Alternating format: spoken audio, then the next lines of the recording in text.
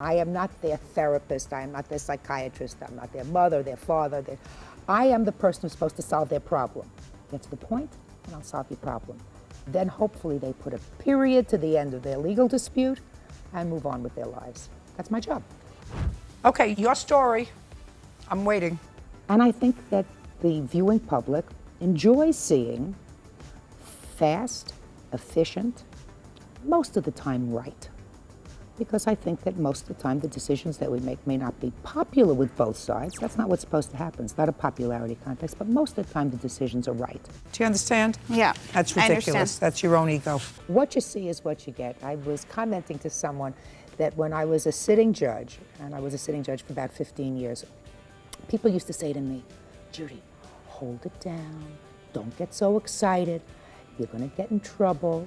You're not going to be reappointed. So I was constantly challenged to keep it down. Now they pay me for doing exactly what I was trying to repress for 15 years. I said it before and I maintain the same thing. When she was on the bench, I called her the Joan Rivers of the judicial world, man. She shoots from the hip, she takes no stuff, no prisoners, and you know, she's not only witty, but she has that mother sense, you know, that common sense that people like to hear. Did you build a rec room? It's going to be built this spring. Don't you watch me often enough to know that what you're doing now is not a smart thing to do? My training was in the family court in New York City. And unfortunately, with all the people that we have in New York City, we have a lot of people who have problems. And because they do, family court judges are called upon to hear 40 or 50 cases a day.